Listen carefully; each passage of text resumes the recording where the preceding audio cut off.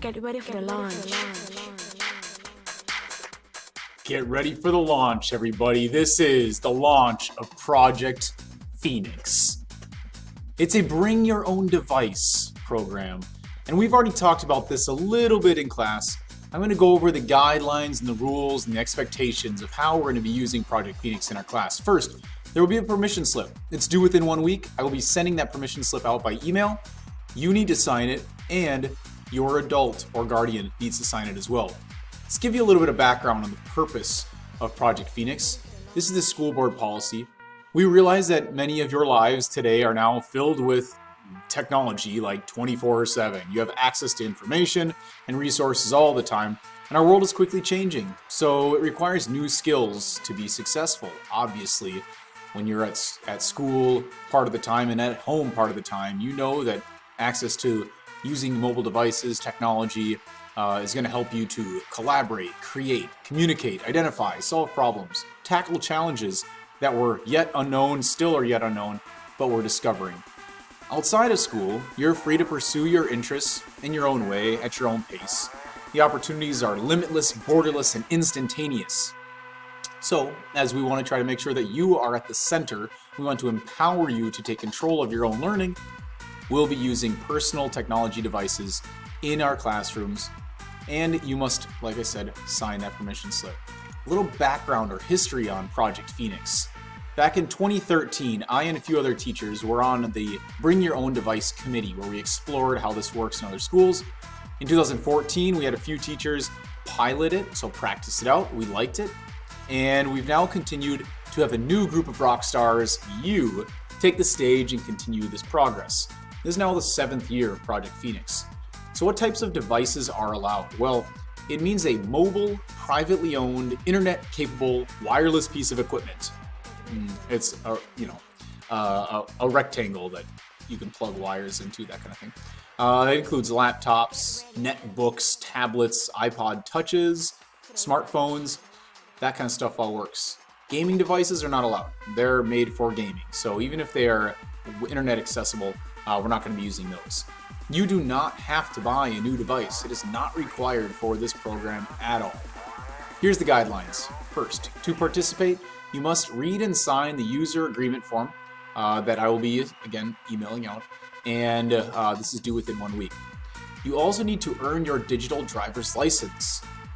That means you have to take the exam and pass the exam. We've been working on this for a few days. We'll continue working on it through today, and then you'll be taking the exam afterward.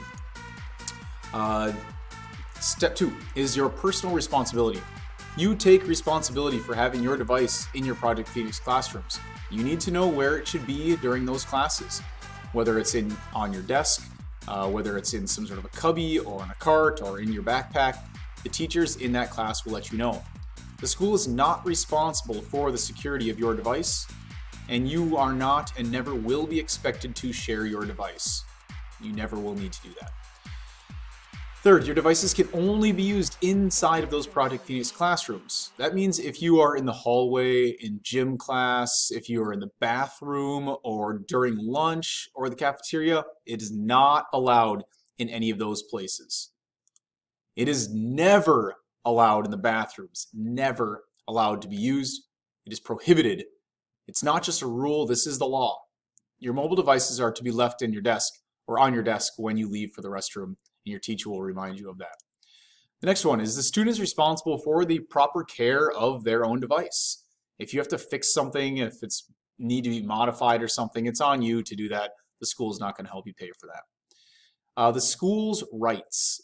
The school, which is administration, that's principal, assistant principal, superintendent, those people, they have the right to inspect your personal device if there is reason to believe that the student has violated a school board policy, an administrative procedure, school expectations, or is engaged in other misconduct while using their personal device.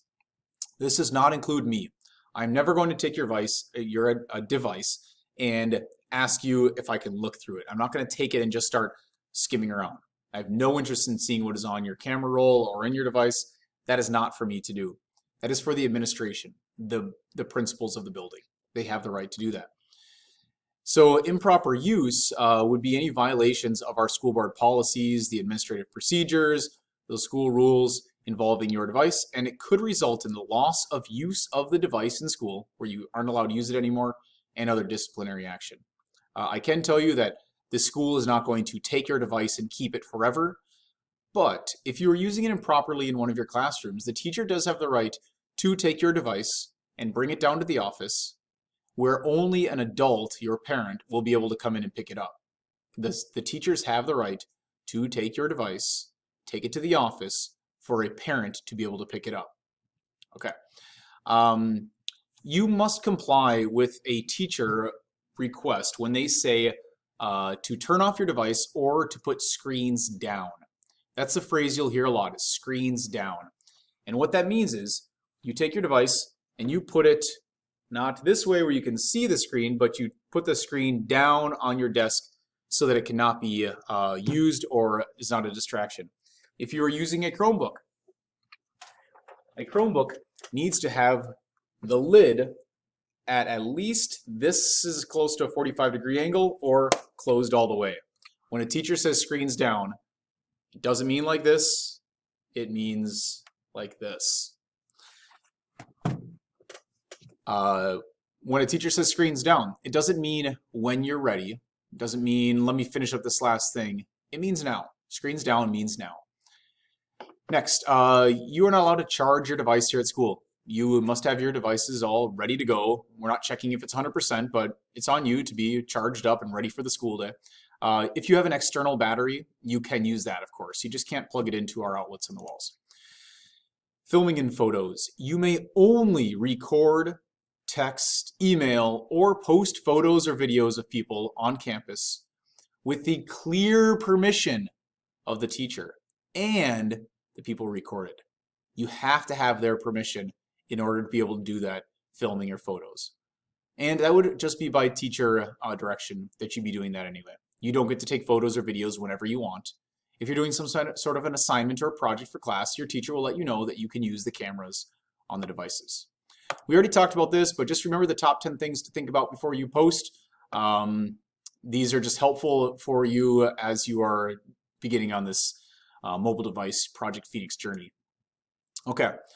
You may only use your device with instruction from the teacher. What about when you're bored? No. What about when it's like lunchtime or passing time? No. You may use your device only with instruction from the teacher or permission from the teacher. So if somebody, let's say one of your parents sends you a text message, you need to come and ask the teacher if you're able to look at it and if you're able to respond to it. Sometimes we might say yes. Sometimes we might say no. The device is only to be used for academic purposes, for school. It needs to be on top of your desk, visible to everyone in the class when in use. You do not hide it below the desk when you're using it. It looks suspicious. You need to have it up on top of the desk so that anybody around you is able to see that. The device, so it should not be hidden. And lastly, if you're using audio content, watching a video or something, you need to use headphones unless the teacher tells you different. This is the last guideline. You must use the NITES wireless network while in school. Use of your personal data plan is not allowed. It's because it is not password protected. I'm sorry, that is because we are a public school and we have to filter out our internet by law.